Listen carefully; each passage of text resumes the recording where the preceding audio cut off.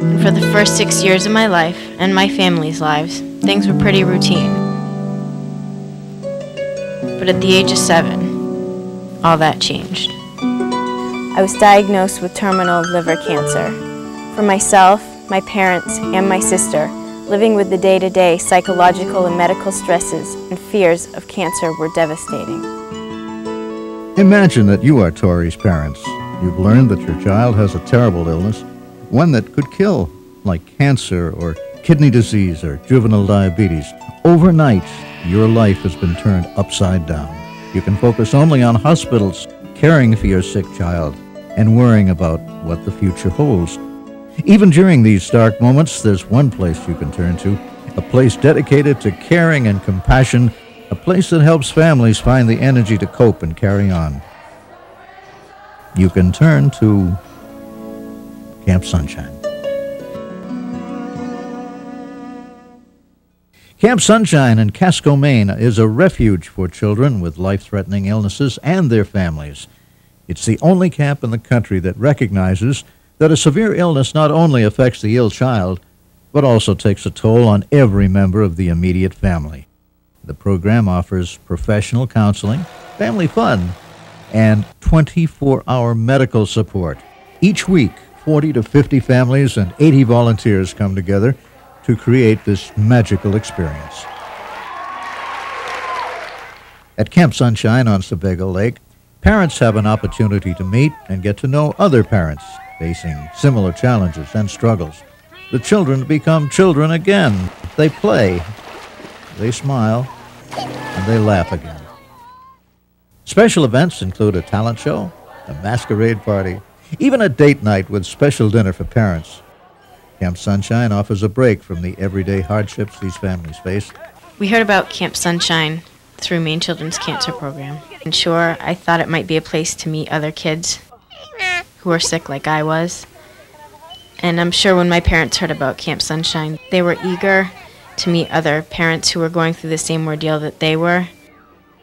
Our families are referred from treatment centers all over the country, such as the Dana-Farber Center, Children's Center in Boston, NYU Medical Center in New York, from Children's Hospital in Philadelphia, from Jackson Memorial Hospital in Miami, from the Children's Hospital in Seattle.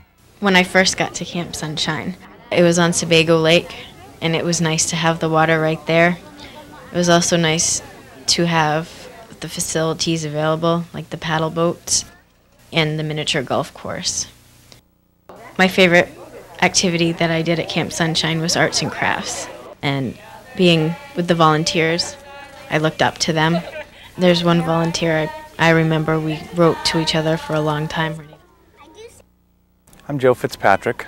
I'm a clinical psychologist, and I'm also the director of psychosocial programming here at Camp Sunshine. I think the added element here in Camp Sunshine is that they get a chance to take away some skills, and maybe it's just a skill of listening from the other one's point of view, but they take away some skills that might help them survive as a couple, and as the couple survives, so does the family.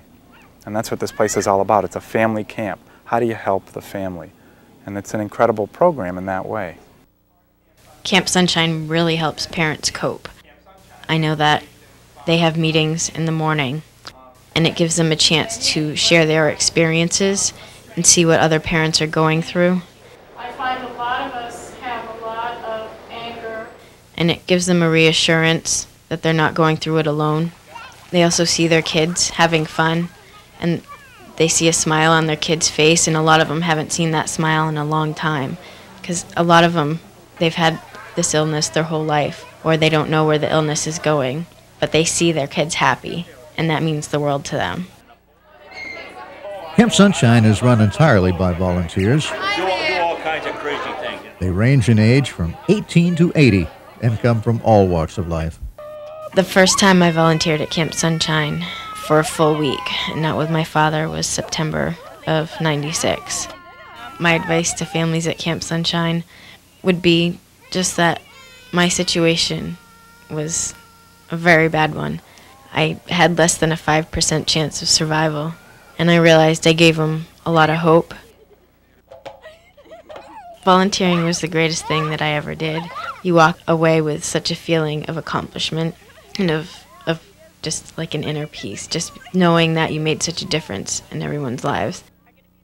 Volunteers help with counseling, food service, arts and crafts, recreational leadership, one-on-one assistance, and child care.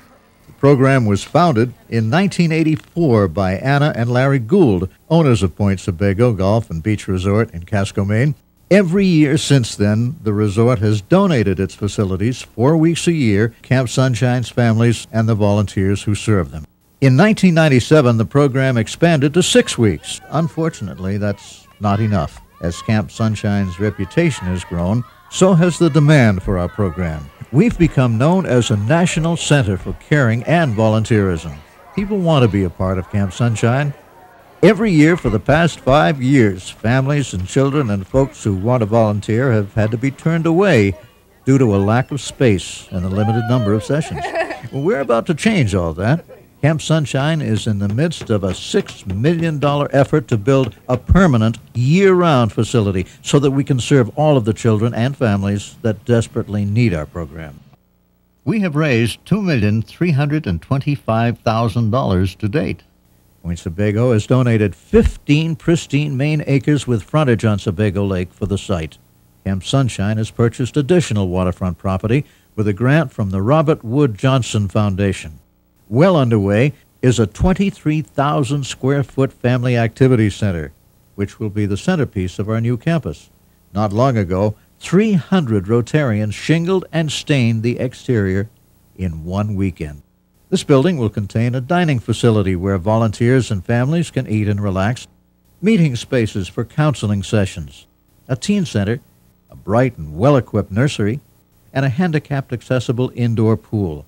The campus will also have a dormitory-style building to house volunteers and a family living center with individual entrances and balconies to accommodate 40 families a week.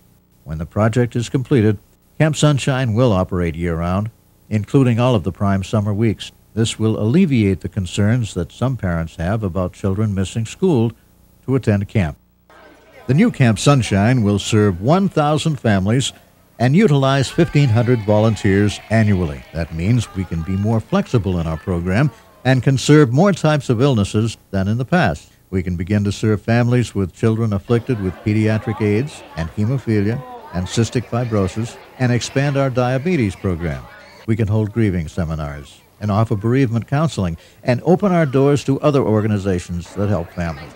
There's no end, really, to the good we can do once Camp Sunshine has a permanent, year-round home.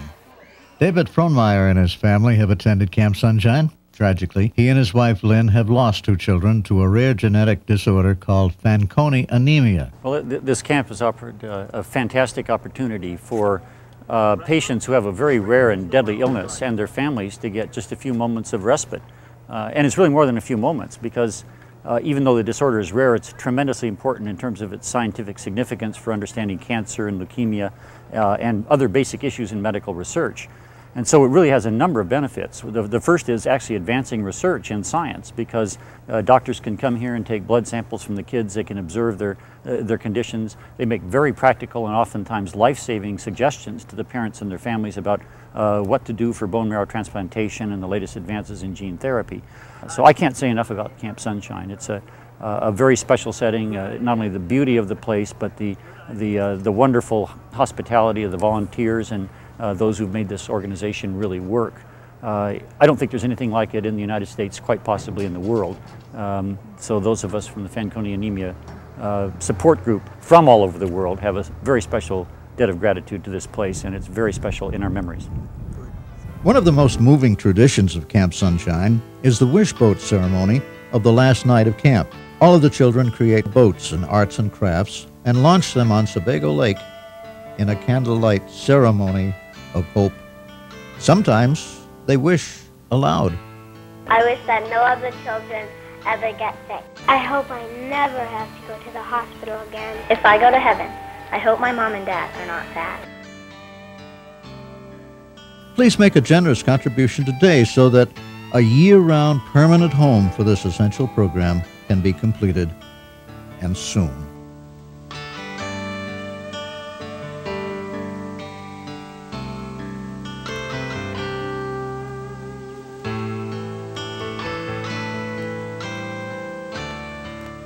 I could stay at Camp Sunshine forever.